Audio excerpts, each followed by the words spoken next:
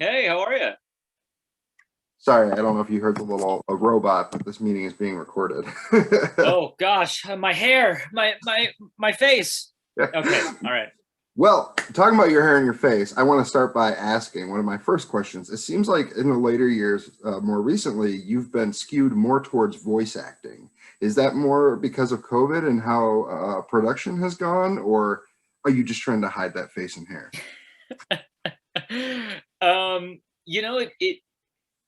It has been a really fortunate thing during COVID that the voice acting stuff has been there, just because I think I would have gone crazy if I wasn't able to do something. And the luxury of voice acting is I was able to do a lot of it from home and occasionally go into a studio. But very very grateful for that. Prior to that, it's just because I love it. It's so much fun, and I'm such a fan of Ninja Turtles and Star Wars and any of those things. When there's an opportunity, I jump up and down.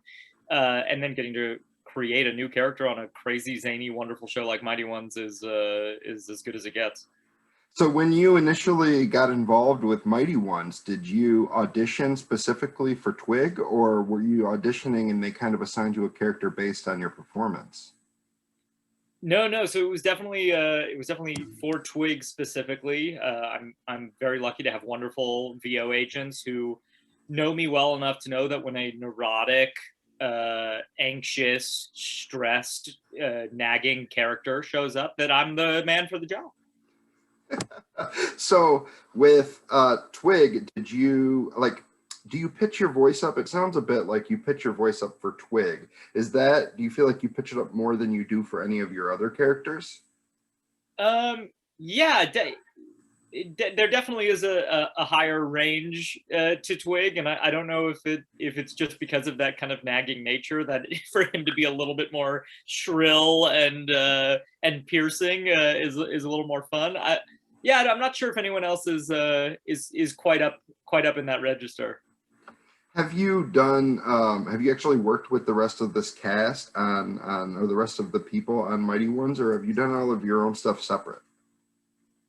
Oh, in terms of recording together? Yeah, for the Mighty Ones. Yeah, so pre-pandemic, we all got to get into the booth together somewhat regularly, which was incredibly fun. It's as you can see, it's a lot of very talented, very funny, and wonderful improvisers. So we have a blast when we all get to work together. Pandemic definitely put a damper on some of that, but occasionally we'll get on Zoom and goof around a little bit. But definitely ready to get back into the studio all together. Do you feel like you are most comfortable voicing characters that are aimed at a younger audience? Hmm. Because I know that you have, you do Donatello, which Teenage Mutant Ninja Turtles can range, but Yeah. that one is a bit more kid aimed. You do, the duck for the Ducktales. DuckTales. Yeah. For you're in Ducktales. I think you're like a Dalmatians thing, Star Wars. You do a lot of different um, voice acting for different animation, but a lot of it is aimed at children. So I was wondering if that's your comfort zone, or if you've ever considered moving into like anime or more adult animation with your voice. I'm a huge fan of more adult leaning stuff, particularly comedies. I mean, stuff like Big Mouth, Bob's Burgers, all these shows. I mean, I'm a huge Rick and Morty. I'm a huge fan of all of these shows.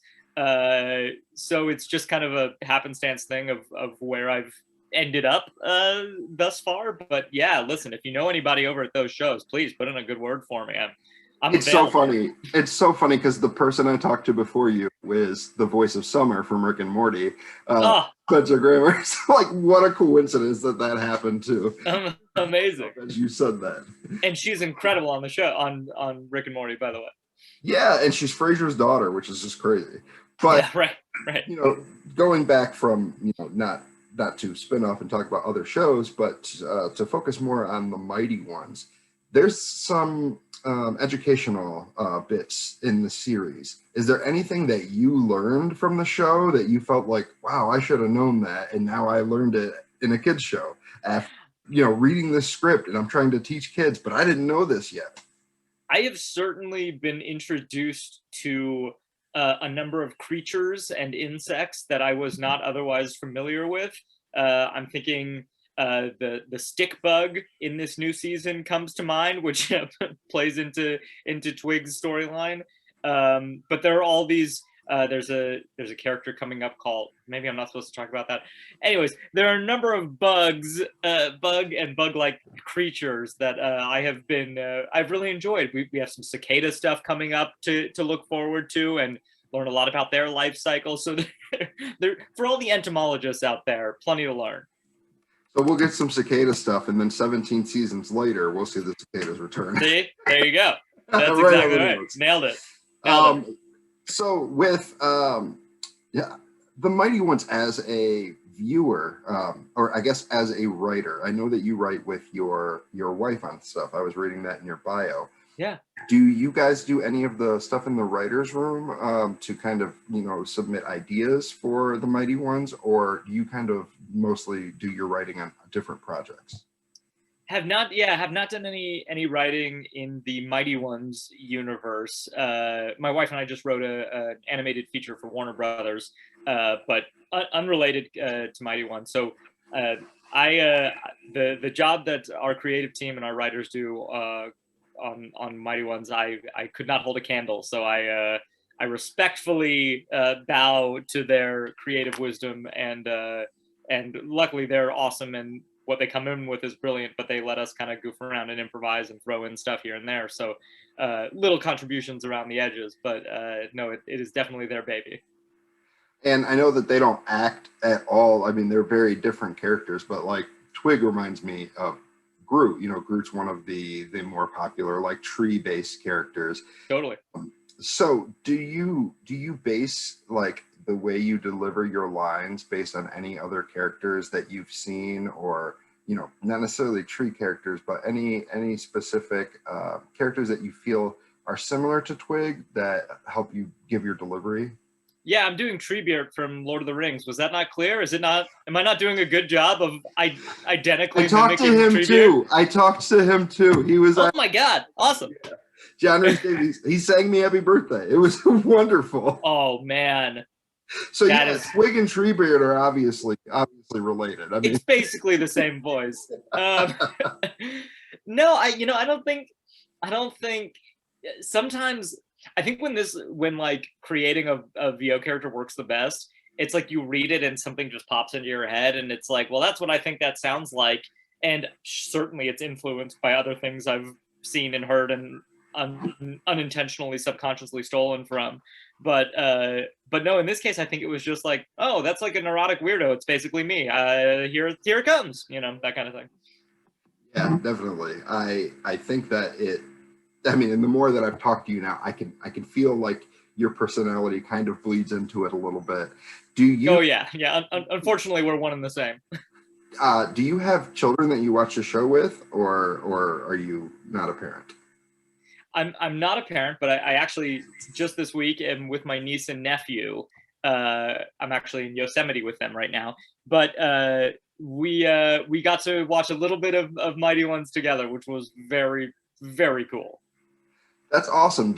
Was there being able to watch it with children, or even just seeing reactions from different people online, is there anything that children or certain audience have responded that you kind of didn't expect in a certain way to your character or your portrayal of the character of Twig? Oh, well, obviously my niece and nephew only cared about Roxy and Barry, so that's how it goes. Turtles too, they're like, oh, Michelangelo all the way. I'm like, that I do Donatello. Anyways, but I think one thing everybody comments on is, well, two things. One is just the beauty of the animation. The backgrounds, it is so rich and immersive, and it's just pretty to look at it. I mean, it's one of my favorite things about it. And then I think some of the slapstick hijinks are just so wonderfully funny. I mean, even watching animatics, the hilariousness of the show comes across. But some of the sort of old school, broad comedy animation stuff that Sunil and Greg and everyone, I just love it. I just love it, and I think it's really, the kids loved it, and I think audiences have really been responding to it. Is there anything that you let me rephrase that question. When you get your script, do you specifically get your lines, or are you fully aware of the entire script and the entire full plot of the season as you're recording? Oh, definitely not the full season. We don't really know like a full season of scripts or a full season arc. You know, Sunil and Greg and Lynn will give us kind of like the broad strokes. But when we're about to record a new episode, we'll get a script that is basically sort of created off of the storyboards, and we actually also get an animatic, which is sort of like the storyboards in motion.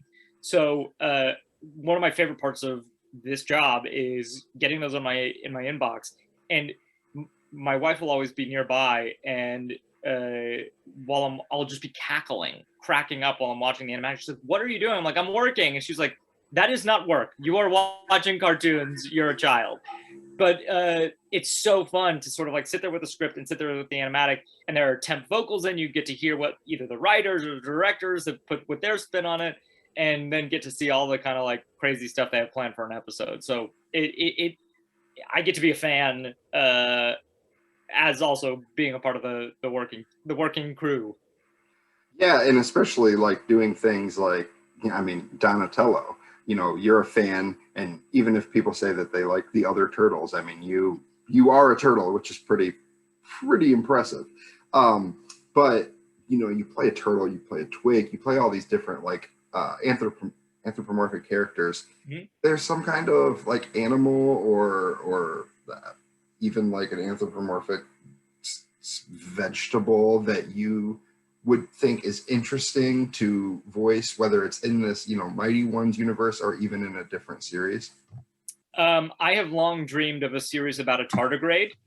They're my favorite thing in the universe. For those who might not know, they're called the water bears, and they're microscopic extremophiles who can survive in space in extreme temperatures. They just did an experiment where they like shot them with the force of a gun, and they like were like blasted against something. They survived, like, and they're adorable. They're these weird, they're like 8-legged bear creatures with like these weird snouts that look like vacuum filters. They're just the weirdest things. So I guess long answer to a short question, a tardigrade.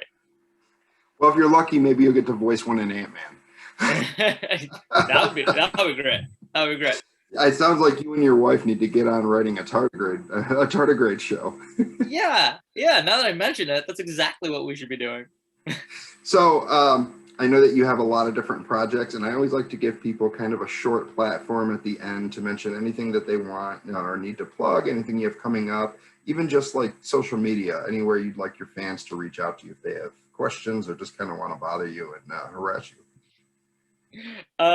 Unfortunately, I am social media phobic, so I don't have and have never had any of that, unfortunately. But there is I got to do an episode of the show Mythic Quest, which is on Apple, which I'll plug the whole show because I think it is a wonderful show that not enough people know about.